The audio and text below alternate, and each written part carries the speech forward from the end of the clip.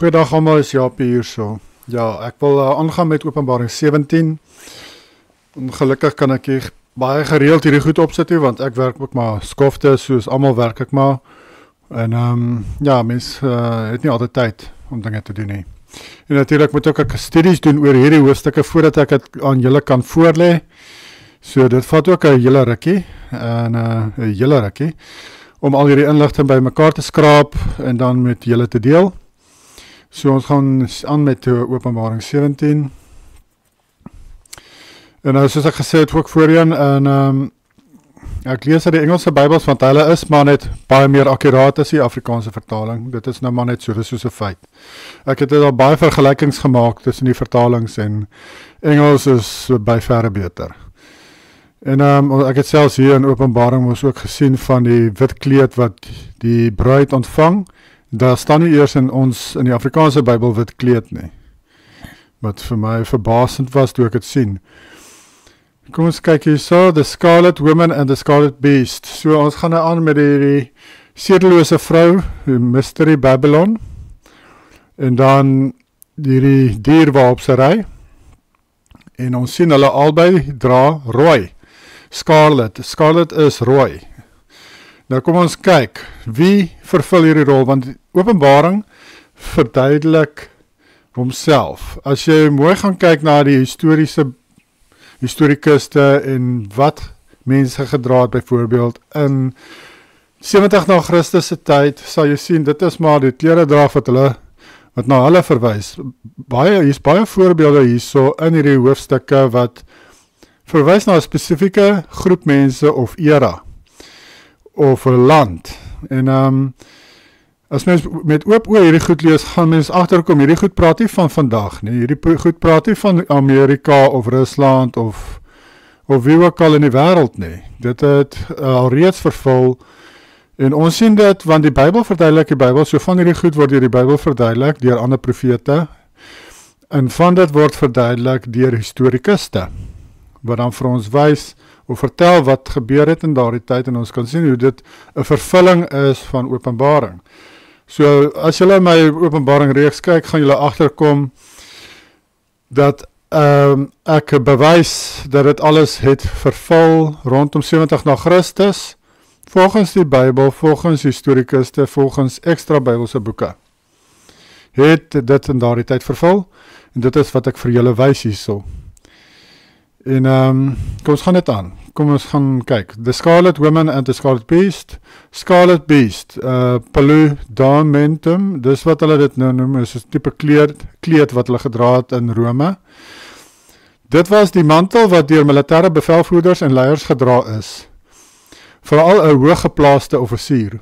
Terwyl verskeie kleure gebruik is, was skarlaken, rooi, bloedrooi en pers die algemeenste, met wit ook as 'n opsie. So hulle het van rooi gehou. Die adeles, hulle het of pers of rooi gedra, en dan die offisiere het meer gefokus op die rooi kleur. En daar is redes daarvoor. Terwyl verskeie kleure gebruik is, het ek het nou gesê, die paludamentum het as 'n duidelike visuele merker van rang en status gedien. Dit het gewys dat jy 'n sekere status in die Romeinse Ryk, as jy daardie kleure gedra het. So nie almal het daar rondgeloop met die kleure nie, dit is die leiers van die land en van die weermag wat meer hierdie kleure gedra het, om te wys van hulle range, of dat hulle is belangrike mense. Romeinse leiers het dikwels skarlakenrooi en perskleure rondom 70 na Christus gedra, met pers wat veral met hoë status en keisers geassosieer word. Skarlakenrooi, hoewel dit ook gebruik is meer algemeen met militêre simboliek en vieringe geassosieer. Israeliese priesters, Scarlet Woman, veral die hoëpriester het klere gedra wat skarlakenrooi was, maar ook blou, pers en goud ingesluit. Nou ons sal sien, ek gaan julle later wys in hierdie hoofstuk, dat hierdie wys spesifiek na die priesterskap van Israel. Die priesterskap, fariseërs, sadduseërs, Hierdie hoofstuk wys spesifiek na hulle. En dis hoekom ons kan nie gaan en net gaan sê, hierdie gaan oor ons vandag nie. Mens moet ons nou mooi gaan kyk, wat sê hulle hierso, die kleure wat hulle jou gee. Dan moet jy in die Bybel gaan kyk, want die Bybel sê vir jou, wat se kleure dra die priesters. Dan gaan jy sien, maar die priesters vervul die rol van die sedelose vrou. Maar ek het gevind ook met Openbaring, omdat hulle oorspel gepleeg het met Rome, vervul Rome en Juda albei sekere rolle, of sekere dinge in Openbaring is van toepassing op albei, op Rome en op Juda. Dus kom hulle albei word ook na verwys as Babylon. Hulle albei dra rooi. Nog 'n voorbeeld, maar daar is baie sulke voorbeelde. Then one of the 7 angels who had the 7 bowls came and talked with me, saying to me, Come, I will show you the judgment of the great harlot who sits on many waters. Many hierso is beteken much of abundant, baie. Dit beteken soos baie waters. Nou beide Rome weer eens, beide Rome en Juda vervul hierdie rol. En Rome natuurlik, omdat hulle baie nasies oorwin het, kan jy sê, hulle sit op baie waters. Maar ook Jerusalem self, né? Want hierdie gaan oor die vernietiging van Jerusalem. So hierdie Jerusalem, Berg Zion, daar is baie waters by hierdie berg. En as ons gaan kyk, die topografie van Berg Zion in Afrika, hy was omring deur water. Hy was basically soos 'n eiland. Daar was verskriklik baie water in die area van Berg Sion in Jerusalem, soos julle hier kan sien. Maar dit kan ook natuurlik verwys soos na Rome self, wat oor baie nasies regeer. With whom the kings of the earth committed fornication, and the inhabitants of the earth were made drunk with the wine of her fornication. Weereens beide, Rome en Juda, vervul hierdie vers. Beide was betrokke in afgoderry en wetteloosheid. Beide het die nasies dronk gemaak met hulle valse leringe. Ja, soos ek sê, weereens beide van hulle vervul hierdie rolle. Dis hoekom aan die einde is beide van hulle ook saam, is hulle ook vernietig, soos die voete van yster en klei wat saam vernietig is, deur Jehoshua toe sy 1000-jarige vrederyk begin het. Natuurlik het Rome Jerusalem self vernietig, en net daarna was Rome vernietig. Vers 3, So he carried me away in the spirit into the wilderness, and I saw a woman sitting on a scarlet beast, which was full of names of blasphemy, having 7 heads and 10 horns. Julle sal sien, hierdie 10 horings, beide Juda en Rome vervul die 10 horings, en selfs die 7 koppe. Beide Rome en Jerusalem vervul die 7 koppe ook. Die dier is Rome, wat baie afgode aanbid. Daarom dat dit sê, hulle is full of names of blasphemy. Ja, hulle het baie afgoderry beoefen, en het self saam met hulle rondgedra op ensigns, is wat hulle het in Engels noem, maar is basically soos die teken van die afgod op 'n paal, wat hulle so saam met hulle rondgedra het, so hulle dit, die blasphemy so saam met hulle rondgedra ook. 7 koppe verwys na Rome, wat sit op 7 heuwels, maar daar is baie ooreenkomste tussen die dier en die vrou bo op die dier. Ek sal 'n aparte video daaroor doen in die toekoms, maar die vrou Israel op die dier sit ook op 'n berg met 7 pieke. Berg Sion het 7 pieke, 10 horns, albei die vrou en die dier het 10 leiers gehad wat geregeer het. Rome het met die 10 horings verwys na die 10 keisers van daardie tyd, toe Jerusalem vernietig was, van Julius Caesar tot Titus Vespasian. Ek gaan hierdie prentjies vir julle wys hierso. Hier sit, soos ek sê, Berg Sion, 1, 2, 3, 4, 5, 6, 7, 7 pieke. So Jerusalem sit op 'n berg met 7 pieke. Dit is, hierdie berg is berg Ruwenzori, dit is berg Sion van die Bybel. En ja, hier is die name van daardie pieke. So dit is 'n vervulling van die 7 koppe. En hulle het, soos ek sê, 10 leiers aangestel oor verskillende areas van Israel in daardie tyd. En hulle het net vir 'n kort rukkie geregeer. En dan was daar ook die ander prentjie van die Rome, wat sit op 7 heuwels. Hier is die name van hulle.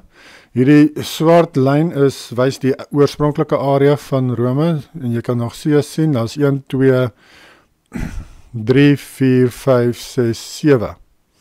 En daar is hulle name van Rome, wat sit op 7 heuwels. En hierdie Rome is die Rome van 70 na Christus, nie Rome van vandag nie.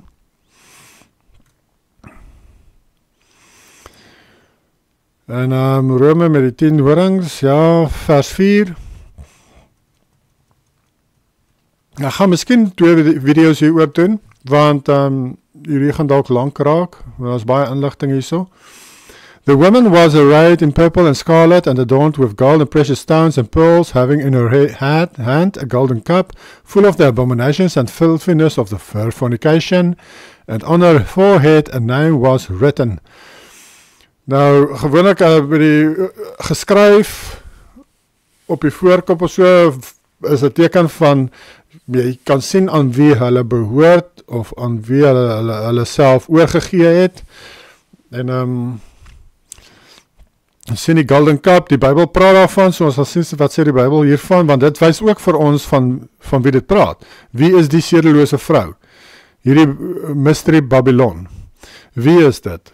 En die klere wat sy aan het, sê ook vir jou spesifiek wie is hierdie vrou.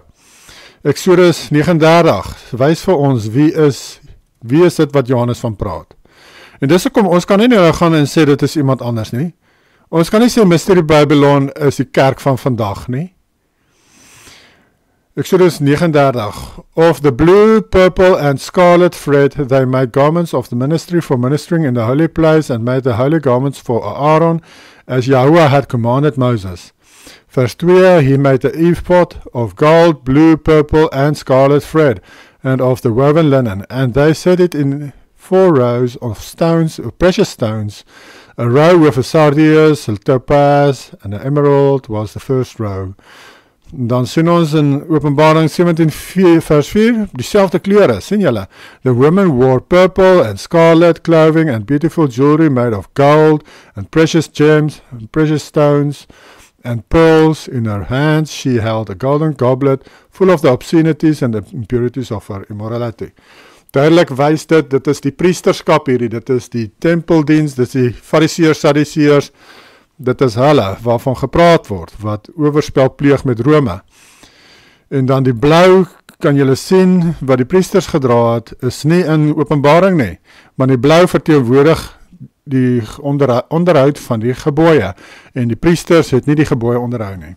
Joshua het ons vir ons gesê, moet nie doen wat hulle doen nie, doen wat hulle sê, want hulle sit op Moses' stoel, en hulle vertel vir jou wat die wet sê, maar hulle self sal dit nie doen nie. Onthou julle, dit is wat Joshua se disippels geteach het. Hy het gesê, ja, doen wat hulle sê, want hulle lees vir jou Moses se wet. So doen die wet, maar moet nie doen wat hulle doen nie, want hulle self onderhou nie die wet nie. Nou presies, die blou verteenwoordig die wet. En dis hoekom jy sien nie blou word genoem in Openbaring 17 nie, want hierdie sedelose vrou het wetteloos geleef. So dis 'n duidelike verwysing na spesifiek na daardie Sadduseërs en Fariseërs en skrifgeleerdes van daardie tyd, wat so korrup was en kop in een mis was met die leiers van Rome. En het Joshua nie vir hulle gesê, ek gaan dit nou weer lees, dat hulle vernietiging en hulle oordeel gaan kom in hulle generasie. En hier praat dit van daardie oordeele wat kom oor hulle generasie. Hier praat dit van die vernietiging van die tempel, van al die priesters wat doodgemaak gaan word deur Rome, en die vernietiging van Jerusalem. Hierdie mysterie Babylon, niemand anders as Jerusalem nie, wat die tempel en priesterskap insluit. Hierdie herinner my aan Jehoshua se woorde aan sy disippels in Matteus 24 oor die lot van die stad en tempel rondom 70 na Christus. Die Bybel verduidelik die Bybel. Kom ons kyk na die profete van ouds. Ek wil net hier noem, in Matteus 24, Jehoshua het vir sy disippels gesê, toe hulle om die mooi geboue wys. Nou, niks hierso van gaan bly staan nie. Daar gaan nie een klap op 'n ander gelaat word nie, sê vir sy disippels. Toe vra hulle hom na die tyd by die berg Olyfberg, nou, wanneer gaan hierdie dinge gebeur? Vers 34 van daai selfde hoofstuk sê hy vir hulle, dit gaan in julle generasie gebeur. Nou, ons sien mos, dit het in hulle generasie gebeur, 70 na Christus, dit is hulle generasie. Maar insluitend by wat daar sou gebeur het, was sy tweede koms. Hy het daar tussen vers 1 en 34 vir hulle gesê, sy tweede koms gaan ook plaasvind tydens daardie tyd van 70 na Christus. Voor dit gaan sy tweede koms ook gebeur. Dit is, gaan lees Matteus 24, jy sal sien, al daardie dinge staan daar, die groot verdrukking, dat Jehoshua se tweede koms gebeur, en die vernietiging van die Jerusalem en die tempel. Dit alles sou gebeur in daardie generasie. Mens kan nie sê, die vernietiging, soos hy sê, in Matteus 34, sou in hulle generasie gebeur, die vernietiging van die tempel en die stad, maar nee, sy tweede koms wat hy daarvan praat, nee, dit moet eers 2000 jaar later gebeur. Daar is geen verwysing in daai hoofstuk dat daardie spesifieke gebeurtenis eers 2000 jaar later gaan gebeur nie. So mens kan dit nie so uit verband uittrek, of daai een versie uithaal en sê nee, maar hierdie is eintlik vir ons, en daardie ander goed, ja, dit was vir die disippels in hulle tyd. Mens moet ons alles in konteks lees. Jesaja 1 vers 21, how is the faithful city become a harlot, she that was full of justice, righteousness lodged in her, but now murderers. Hier verwys dit na Jerusalem as die harlot, né? Die sedelose vrou. So die Bybel, verduidelik die Bybel, dit sê vir ons, wie is hierdie sedelose vrou? Jeremia 2 vers 20, for of old time I have broken your yoke and burst your bonds, and you said, I will not serve. For upon every high hill and under every green tree you did bow yourself, playing the harlot. Ja, né? Weer eens, Jerusalem, Israel die harlot. Jerusalem is Judas tweede oordeel en finale oordeel gewees, want Jou het mos toe 10,5 stamme van Israel alreeds in ballingskap laat wegvoer, en hierdie openbaring praat van die finale oordeel van Juda, die 2,5 stamme. Dis waaroor openbaring gaan. Het gaan nie oor die hele wêreld nie, het gaan oor Jahua se finale straf oor sy 2,5 stamme van Juda. Hy sê mos sy 2 dogters. Israel onder Ephraim en die ander een onder Juda. Jeremia 3 in vers 1 tot 3, 6, 14 en 20. They say, if a man put away his wife, and she go from him and become another man's, will he return unto her again? Will not that land be greatly polluted? Nou, dit is teen die wet om terug te keer, as 'n vrou getroud met 'n ander man, om hom te skyn terug te keer na haar eerste man. Dit is sonde, jy mag dit nie doen nie. Dit staan so in Deuteronomium, ek dink 24 vers 1 tot 4. But you have played the harlot with many lovers, yet return again to me, says Yahuwah. Lift up your eyes unto the bare heights, and see, where have you not been lain with? By the ways have you sat for them, as an Arabian in the wilderness, and you have polluted the land with your whoredoms, and with your wickedness. Gaan lees ook, hier is ander verse, ek gaan nie hulle allemaal lees hier, Jeremia 4 vers 30, Jeremia 13 vers 27, Jesaja 57 vers 7 en 8, ons sien hierdie allemaal verwys na Juda en Israel as die sedelose vrou, Mystery Babylon. Mystery Babylon the Great, the mother of harlots and of the abominations of the earth, of the land. Kan hy ook daar sê, gewoonlik as hy sê earth, is het verwys het na land spesifiek. So het die merk van die dier ontvang op haar hoof. Sy het die merk van die dier ontvang op haar hoof. Want sy het mos 'n sedelose verhouding gehad, so 'n buiteegtelike verhouding gehad met Rome. So sy het die merk van Rome op haar kop. Haar hoof wat ook verwys na die Judeëse leierskap, priesterskap van die dag, wat kop in een mis was met die leierskap van Rome. Die Bybelse merk is gehoorsaamheid aan Jahwe se gebooie. So die hoer van Babylon se merk is weer eens die feit dat sy gehoorsaam is aan die reëls en tradisies van Rome en wetteloos leef. Wat ook maar hand in hand gaan met die reëls en so aan van Rome om wetteloos te leef. Die Fariseërs byvoorbeeld het alreeds die geld van Rome gebruik wat al afgod se gesig opgehaat het. Nou die zealots blykbaar was nie eers bereid om aan 'n muntstuk te vat. Dis wat ek vertel is, dat aan 'n muntstuk te raak wat die gesig van die Romeinse afgode op het, nee. En maar blykbaar die Fariseërs lyk my het dit selfs was nie bang, hulle het selfs dit gebruik en het was nie vir hulle 'n probleem nie. Maar ons lees daarvan in Markus 12 vers 16, waar die Fariseërs vir Joshua bring hulle 'n muntstuk met die gesig van Caesar op, om te sê, hulle het hom al so vraag gevra, whose image and inscription is this? They said to him Caesar's. Want hulle het 'n muntstuk vir hom gewys. En toe sê hy, maar ons gee vir Caesar wat hom toe kom en gee vir Jahwe wat hom toe kom.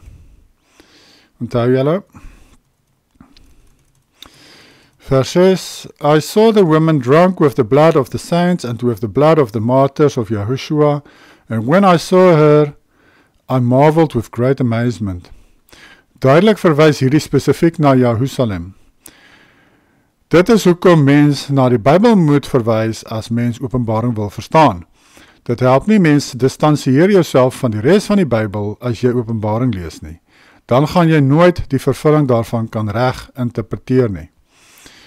En dit is die probleem wat mense vandag het. Hulle luister na al hierdie mense wat hulle stories spin oor die Bybel, oor die Openbaring, en alle wil haar stories opmaak daaroor en allerhande teelantijntjies byvoeg en hulle idees sommer net so vir die mense vertel. Hulle het niks verwysings na historikuste of die Bybel self nie. Hulle maak sommer maar net goed op soos hulle lus voel.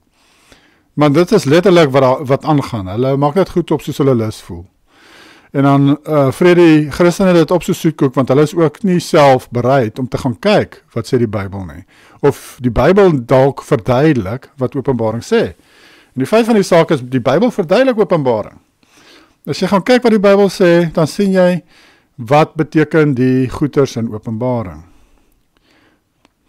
Soos hierso nou met die priesters en die sedelose vrou. Kom ons kyk hierso wat sê Matteus 23. Hier praat Joshua met die Fariseërs self. En hier verduidelik hy vir ons wie hou hierdie koppie vas. Van wie word gepraat as hy verwys na hierdie golden cup. O Jerusalem, Jerusalem, the one who kills the prophets and stones those who are sent to her. Nou hier gaan ons sien dat al die profete, die saints en so aan wat nou verwys word hierso, Joshua het gesê, hulle moet doodgemaak word by Jerusalem. So as dit daarvan praat, die blood of the saints and the prophets, verwys dit spesifiek na Jerusalem.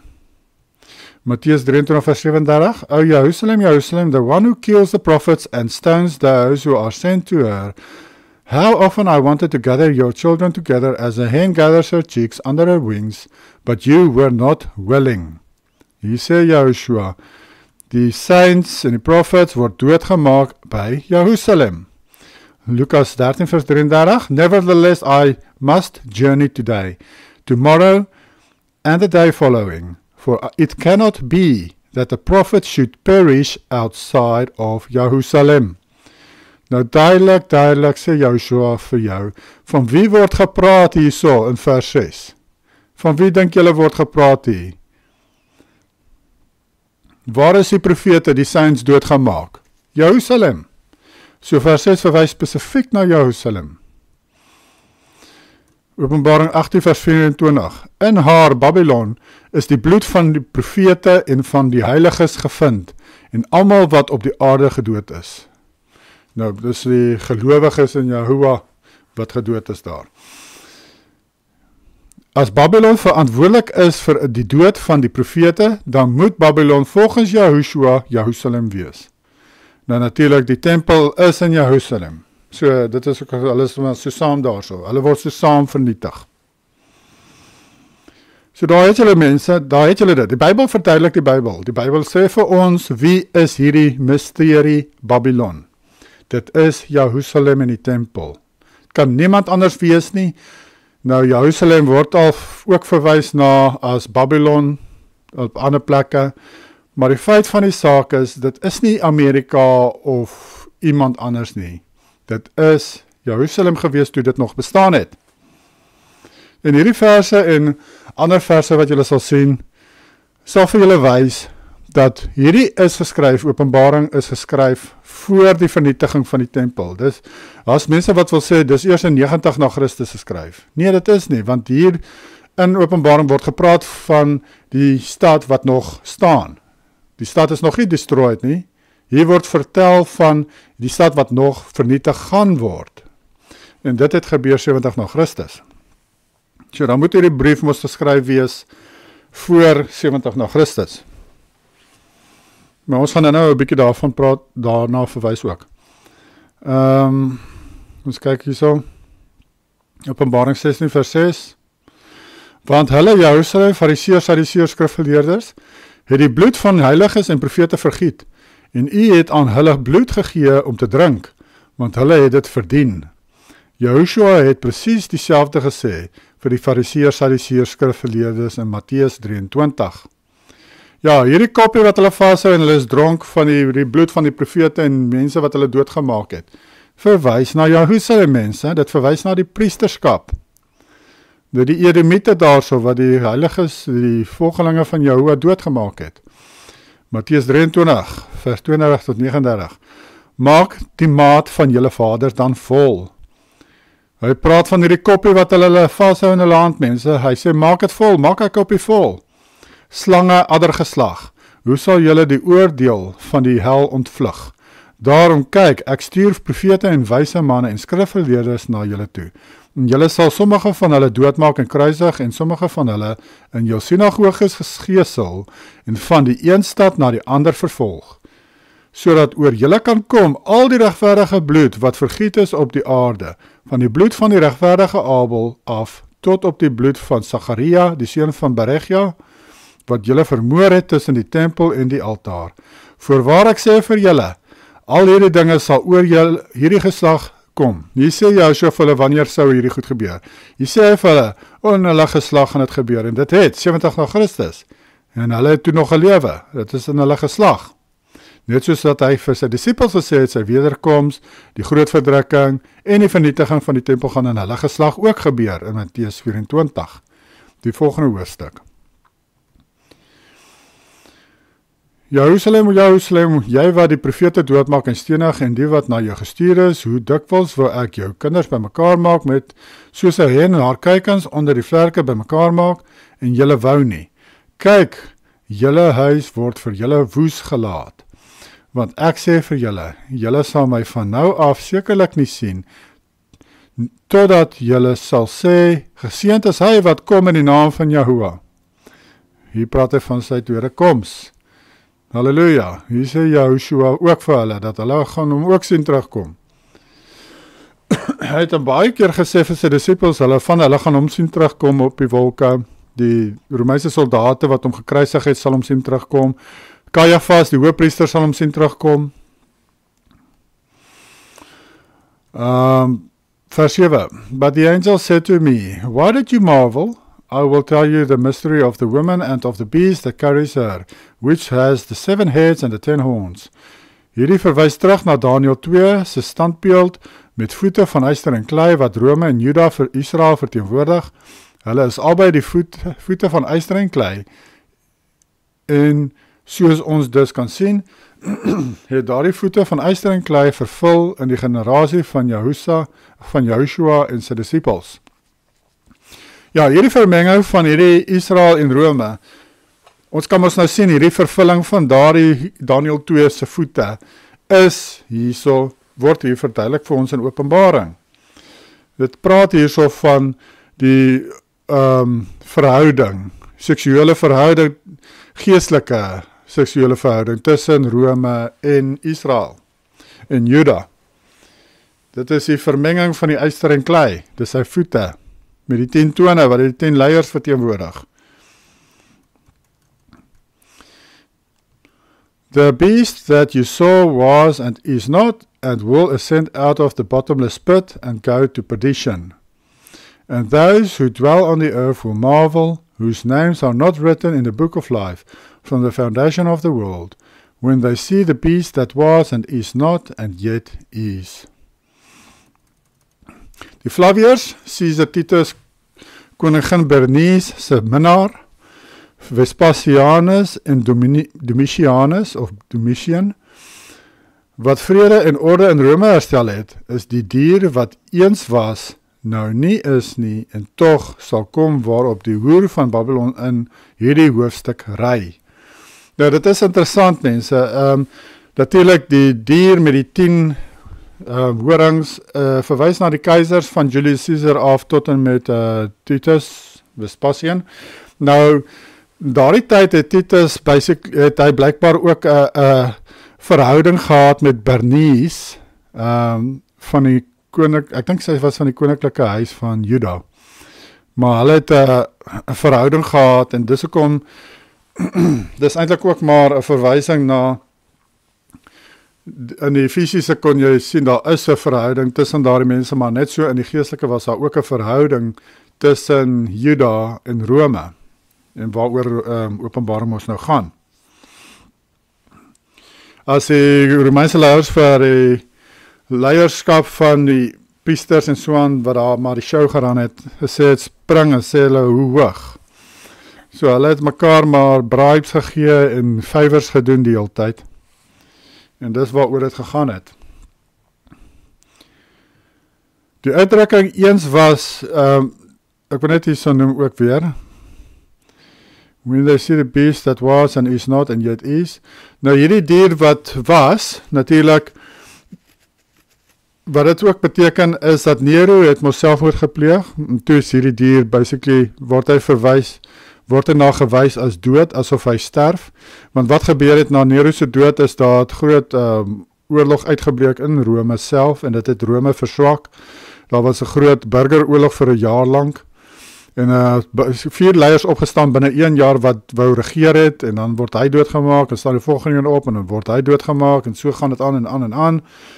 En toe die Vespasianus familie, of ek kan maar sê die Flaviërs, daardie gesin, toe het hulle opgestaan en hulle het stabiliteit gebring weer in Rome, so dit is die verwysing na die dier wat weer opstaan. Nee, is asof hy weer opstaan uit die dood. Dit is waarna dit verwys. The beast that was. Hy was sterk, met Nero se dood, toe is hy nie, en toe is hy weer, yet is. Toe het hy weer opgestaan, asof hy uit die dood opstaan. Die uitdrukking eens was, nou is nie, en sal uit die afgrond opkom as opstandingsbeeldspraak. Rome, die dier, het metafories saam met Nero gesterf en uit die dood opgestaan met die Flaviërs, en dan hulle het die Romeinse Ryk verleef deur 'n einde te maak aan die burgeroorlog na Nero se dood.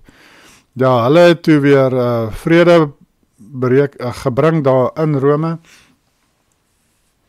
en ook gewys dat hulle kan die job doen, deurdat hulle, die eerste ding wat hulle gedoen het, was die vernietiging van Jerusalem en die tempel, en die Romeinse mense het toe gesien, hierdie ouens, hulle kan die job doen, hulle is goeie leiers.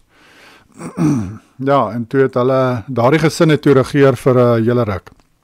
Natuurlik, die pa was, ek sê maar Flavius Vespasian, en dan die seuns was Titus en Domitian Vespasian. Maar hulle het verskillende name, maar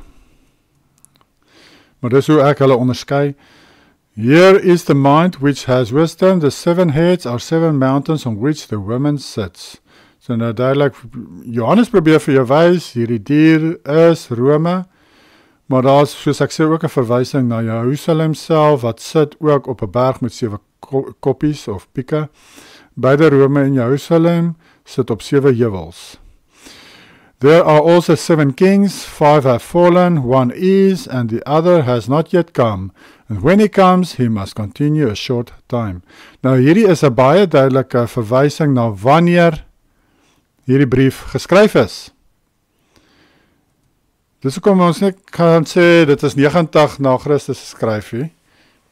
Maar hier sê Johannes nou mos mooi vir jou, waar in hierdie leierskap van Rome is hierdie brief geskryf. Wanneer? 7 leiers, 5 het al geleef, 1 leef en regeer nou in Johannes se tyd, toe hy hierdie brief geskryf het op Patmos, en die 6de een moet nog kom vir 'n kort rukkie, 7 maande. Hierdie is 'n baie belangrike vers. Nou, soos hy sê, vir 'n kort rukkie, want die ou wat na Nero ingekom het, soos ek sê, was tydens die burgeroorlog daar by Rome, hy het maar net vir 'n paar maande regeer, so hy het net vir 'n kort rukkie regeer. Dit verduidelik vir ons wie die dier van Openbaring is, maar ook wanneer Openbaring vervul is, en selfs wanneer hierdie brief van Openbaring geskryf was. Daar is 2 lyste van keisers in die dae van Johannes, een wat Julius Caesar insluit en die ander nie. Nou, die wat Johannes hier verduidelik, sluit Julius Caesar in as leier. Soos julle kan sien hier, so Julius Caesar, Augustus Caesar, Tiberius, Caligula, Claudius, Nero.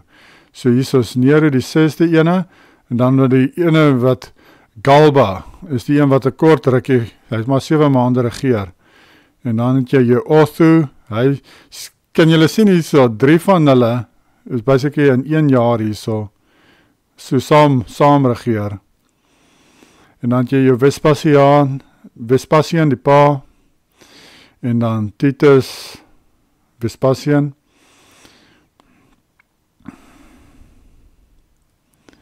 Moes kyk gou hier so.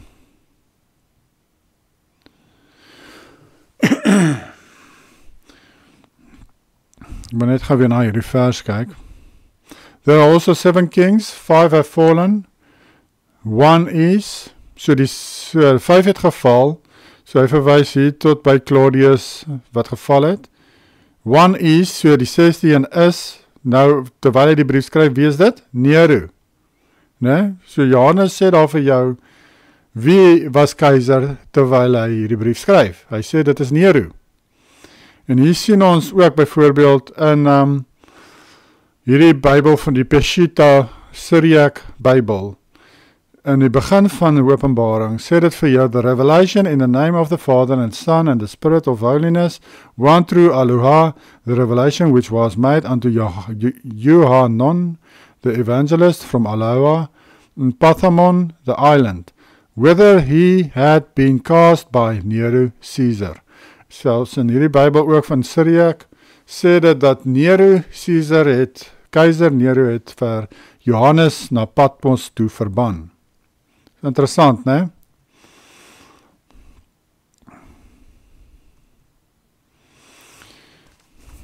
Daar gaan hy nou te vinnig, ons gaan weer terug. Wie is die 7de een wat vir 'n kort tyd regeer? Dit is Galba. Galba het 7 maande lank regeer, van 8 Junie 68 na Christus tot 15 Januarie 69 na Christus. Hy was die eerste keizer van die jaar van die 4 keizers en het die troon bestyg na Nero se dood. Nou die 4de keizer natuurlik was Flavius Vespasian, wat toe regeer het tot 79 na Christus. Vers 10, the beast that was and is not is himself also the 8th and is of the 7 and is going to perdition. Om hierdie vers te verstaan moet ons eers weer gaan kyk na Daniël 7. Toe wou ek sekerheid verkry oor die 4de dier wat van al die ander verskillend was, vers 19 van Daniël 7. Buitengewoon vreeslik, met ystertande en met koperklaue wat verslind, vermorsel en die oorskot met sy pote vertrap het, en oor die 10 horings wat op sy kop was, en die ander een wat opgekom het, en waarvoor 3 geval het, naamlik hierdie horing wat oë en 'n mond gehad het, wat groot dinge gespreek het, terwyl sy gestalte groter was as van die ander. Ek het gesien dat hierdie horing oorlog voer met die heiliges en hulle oorwin. Hy praat van die klein horing wat oorlog voer, né? Hierdie horing, nie meervoud nie, single. Hierdie een horing. Nou wie het Jerusalem, wie was die keiser? Hy is as keiser aangestel saam met sy pa. Dit is Titus Vespasian. Hy is die een wat Juda en Jerusalem al daai goed gaan aanval en destrooi het, vernietig het. Hy was die leier van die weermag, van die hele leer van Rome. Titus Vespasian was die leier. En dit is 'n direkte vervulling van wat Daniël 7 hierso sê. Hy sê spesifiek vir jou wie dit is. En ek het in 'n vorige hoofstuk vir julle ook gesê, wat het hierdie ouetjie kwyt geraak daarso. Hoe het hy Jahoua beledig en so aan. Want onthou, Daniël het mos ook gesê, hierdie ou wat lelike goeters, lasterlike dinge sê. Nou ja, ek het mos vir julle vertel van wat het hy gesê. Dit wys spesifiek na Titus Vespasian. Ek het gesien dat hierdie horing oorlog moet voer met die heiliges en hulle oorwin, totdat die oue van daar kom en aan die heiliges van die Allerhoogste reg verskaf is en die bepaalde tyd gekom het, dat die heiliges die koninkryk in besit geneem het. Hy praat hier van die 1000-jarige vrederyk. So het hy gesê, die 4de dier, die 4de koninkryk sal op die aarde wees, wat verskil van al die koninkryke en die hele aarde sal verslind en dit sal vertrap en dit verbrysel. Nou weer eens is beeldspraak die hele aarde, dit is nie die hele aarde nie, dit is al die areas wat Rome nou maar oorgevat het, wat dan beskou word as die hele aarde.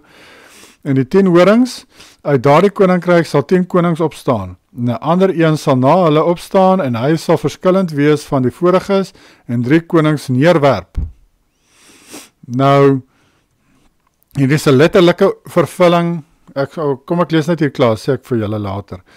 Vers 25, en hy sal woorde spreek teen die Allerhoogste en die heiliges van die Allerhoogste mishandel, daar het hy ons nou lelike dinge gesê vir Jahoua, en hy sal probeer om tye en wette verander, en hulle sal in sy hand oorgegee word gedurende 'n tyd en tye en 'n helfte van 'n tyd, 3,5 jaar. Maar die gereg sal sit, en hulle sal hom die heerskappy ontneem, om dit vergoed te verdelg en te vernietig. Dan word die koningskap en die heerskappy en die grootheid van die koninkryke onder die ganse hemel gegee aan die volke van die heiliges van die Allerhoogste. Hulle koninkryk is 'n ewige koninkryk, en al die heerskappye sal hulle vereer en gehoorsaam wees. Nou is een ding wat mense mee 'n probleem het en sê, maar ja, so regeer dan nie vandag nie, hoe die 1000-jarige vrederyk moes nou gebeur. Maar hierdie van regeer vir ewig, dat Joshua regeer nog steeds ewig. Hy is nie betrokke hier op aarde self, waar ons nou is nie, maar Lucifer moet nog steeds alles wat hy wil doen, moet hy eers vir Joshua gaan vra of hy dit mag doen. Want Joshua regeer. Maar Joshua laat ook Lucifer toe om die mense te versoek in die tyd waarin ons leef, want ons almal moet ons nou vandag ook kies.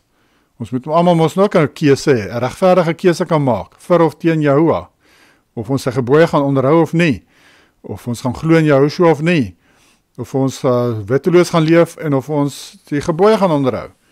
So, vir dit om te kan gebeur, moet ons versoek kan word, ons moet getoets kan word. En dis hoekom Joshua regeer, maar hy laat Lucifer toe om ons te toets. En dit is wat aangaan. So Joshua regeer nog steeds. Hy het met die 1000-jarige vrederyk geregeer, en toe het hy onttrek buite in die area waar ons nou is. Ek glo hy is nog steeds op aarde, by die paradys, net buite, of by die Noordpool, soos party glo, maar ek glo hy is net buite die ysring om ons. Daar is Terra Vista gebied. Ek dink dit is waar die paradys is. En so van daar af regeer hy basically maar nog steeds op aarde. Maar die gereg sal sit en hulle sal die heerskappy ontneem. En ek glo, hierdie is dalk 'n verwysing na wanneer die 1000-jarige vrederyk toe begin het. En as mens hierdie moet na dit kyk, is dit na die regeringskap van Titus Vespasian. Hy het op na sy pa dood is, het hy aangegaan om te regeer. En so dit sal wees so rondom 80 na Christus. Ja, sy pa het opgehou 79 na Christus. En toe het hy oorgevat. Kom ons kyk of het hier bo sê, tot wanneer dink hulle. Ja, 81 na Christus. So miskien het die 1000-jarige vrederyk dan begin. Party glo 500 na Christus. Ja, volgens Daniël 7 lyk dit of dit is so rondom 80, 90 na Christus.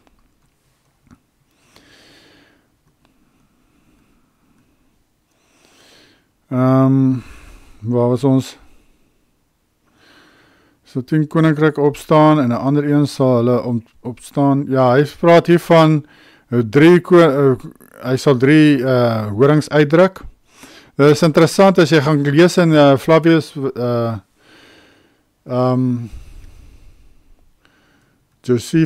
Flavius Josephus se boek, dat daar was 3 leiers of konings van Israel in Jerusalem gewees, toe Titus het aangeval het, so hy het basically daar ook 3 leiers, kan jy sê, uitgedruk, deur hulle dood te maak daarso, 3 horings.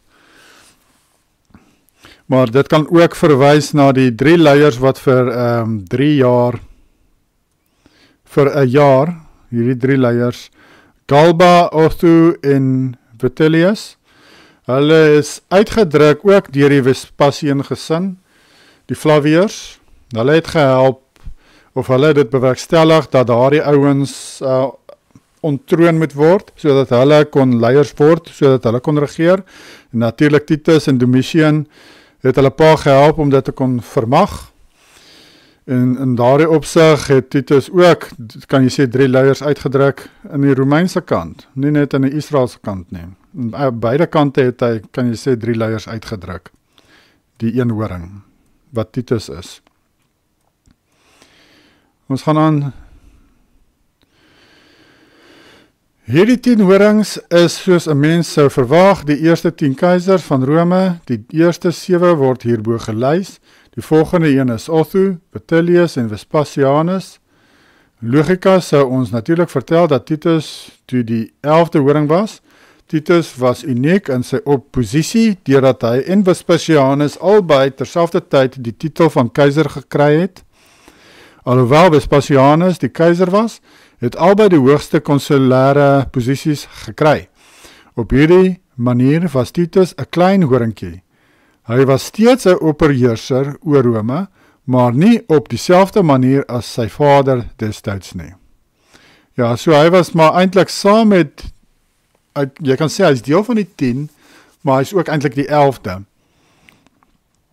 En dit is hoe die 8ste een deel is van die eerste 7.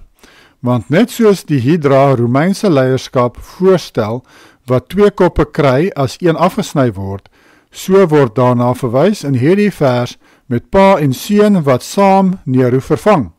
Die 6de kop word vervang met 2 koppe, die 7de en 8ste kop, wat beteken dat die 8ste kop vervang die 6de, so daar is 7 koppe in totaal.